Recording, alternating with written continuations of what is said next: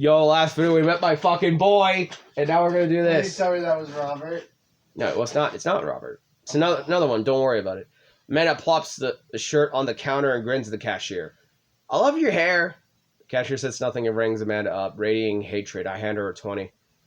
So what was that guy's deal? The cashier rolls her eyes so hard I'm worried she'll pull something. That's Damien. He's in here all the time. He's obsessed with Victorian fashion or whatever. She hands Amanda her bag, and it's clear the conversation is over. We make our way out of the store and head home to get some rest. Amanda and I sit on the couch, trying to find something to watch over bowls of ice cream. Oh, cool! Long Haul Paranormal Ice Road Ghost Truckers is on. Your favorite, right? Oh, hell yes! They have to make it over the Canadian tundra before the ice road melts, but also they're hunting ghosts. Also, the trucks are haunted. This is an episode I've already seen, but it's one of the best. Caleb and Flint Dogbone, twin brother truck driving and ghost hunting duo, find themselves in the greatest peril yet.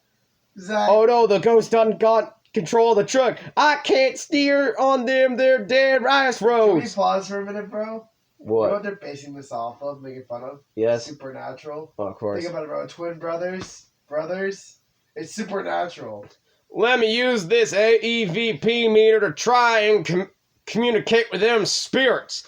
Flint, we're about to die. It's literally... Almost got it. If It's you listen literally- carefully, sounds like it's saying you're gonna die. That's because we're about to die, This is art. This is art. This is art! The episode ends and Amanda excuses herself to go start arguments on the internet. I stay up a little longer, curious about the exploits of Caleb and Flint Dogbone after their disastrous ice road accident, after I crawl into bed and get a good night's sleep. You can't beat the whammy bar. You can't beat the whammy bar, bro. You have a time for a beer with your You always buds. have time for beer with your buds. Facts. Or just any sort of alcohol. Personally, I'm more of a rum and vodka drinker. Your rum's good. Morning, sleepyhead.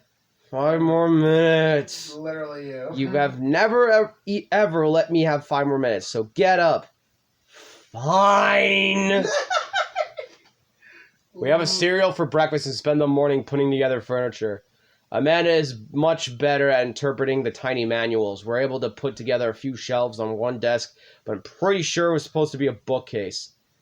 So, you excited for the cookout today? Excited to beef up my grilling skills. I'll see this as a learning opportunity. If I could snake some hot grill tips, I think we can consider it a success. Don't you want to meet some of the other people in the neighborhood? And I'll probably end up standing uncomfortably in the corner with a plate of food and hope that nobody talks to me. Dad, you're a beautiful work in progress. We will get that butterfly to emerge from the cocoon. The social butterfly. Well, we better start getting ready. We definitely don't want to be late. What? No, we have to be fashionably late. Who shows up to a cookout on time? You know what? We're going early. Just because you said that. I head out the door and Amanda reluctantly follows. We walk across the street to Joseph's house with a store-bought veggie plate. I'm a terrible cook if it doesn't involve a grill. That's actually a I guess lie, we're not because as early that's as a we really good thought. cook. Joseph's backyard's already packed with people and the smell of hot dogs waft through the air. Small children run through the sprinkler and adults chat in small clusters. I set our veggie plate down to the table to 2 other veggie plates. Huh. Hey, there's Joseph. I wave to get his attention. The moment he sees us, he jogs over, arms open wide. Welcome! I'm so glad you 2 are here. And you brought veggies! Let me introduce you to my family. Kids, come over here. This is Chris, my eldest. Hi. This is Christian and Christy. They're twins. They stared creepily and say nothing. Jesus. Are they the twins from The Shining? Then, of course, there's our youngest, Krish. Wait, where is Krish? Maybe Mary put him in his crib? Oh no, it's the woman from the bar the other night. What is she doing here? Oh, and how could I forget my lovely wife, Mary? Joseph pecks her on the cheek. She smiles. Oh, Mary, sweetheart, did you put Krish to bed? I'll have to go look for him. What? You'll have to... Joseph takes a moment to regain his composure. Mary, this is our new neighbor Zach, and his daughter Amanda. I'd shake your hand, but I have a glass of wine that I need to tend to. I love her. Nice to, meet you, Mary, for the first time. Charmed. Well, I have to go over there now. Mary leaves. Oh, God, this is so awkward. I wonder if Joseph knows.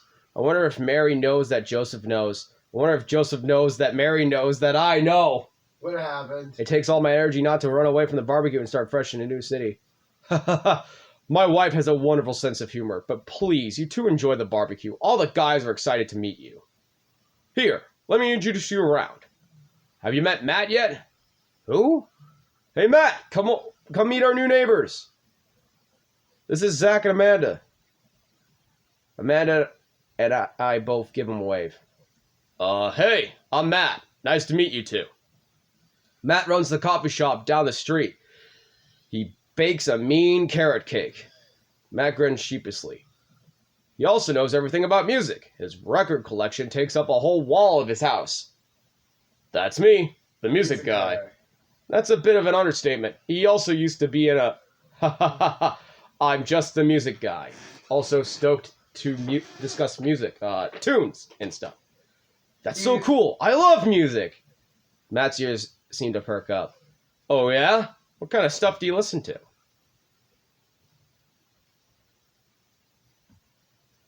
Only the best tunes can grace my earbuds. Gold diamond ear drum ticklers crafted by the finest soundsmiths. My dad listens to more elevator music than anyone I've ever met. Okay, Amanda. Hey, man, sometimes you just want to jam out to Muzak. I understand. Cool. All right. Matt stands there for a second. So, right. Cool. Well, I'll be making the rounds. Feel free to stop by later. Is he as afraid of people as you are? He might be. Wow, I think I've actually met everybody else. Great. I bet you're excited to get to know everyone better. Hope you both enjoy yourselves. Matt and I mill around to try some food spread out the table. I pick out some deviled eggs. Amanda grabs a small paper plate and immediately begins piling it with baked goods. I don't want to have to make friends.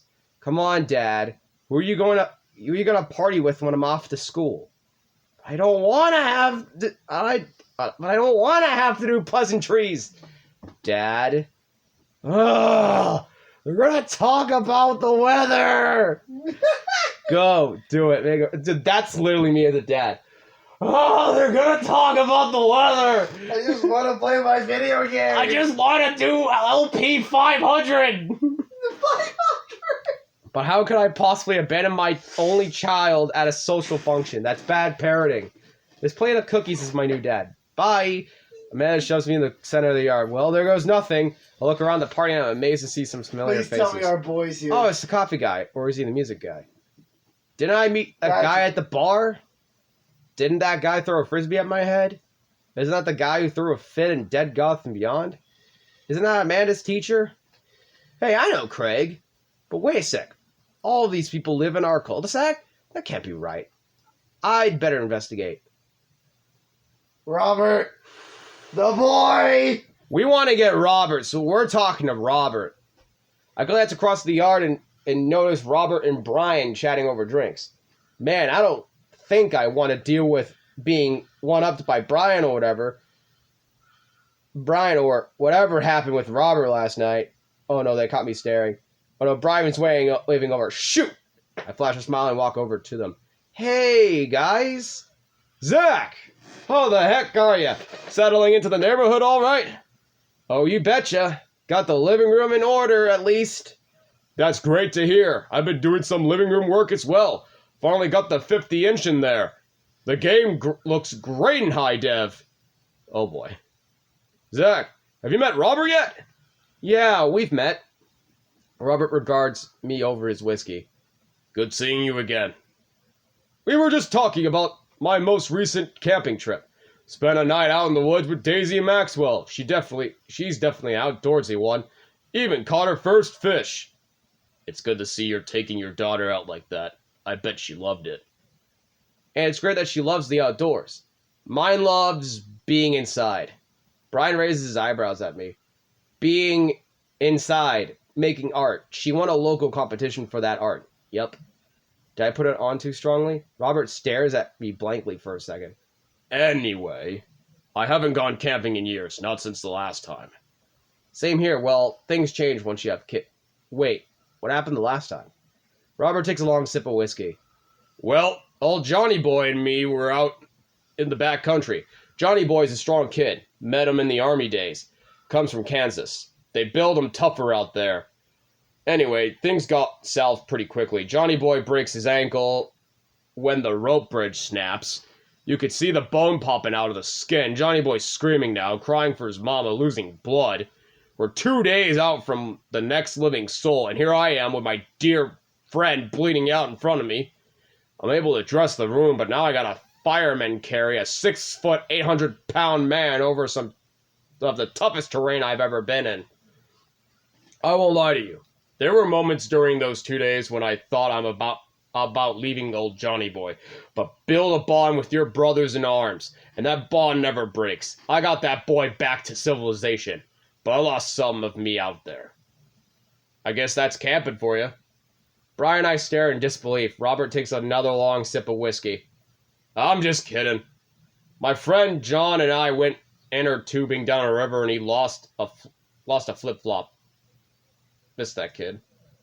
Brian and I laugh nervously. Or am I kidding? Brian and I tense up again. Fucking Robert, dude.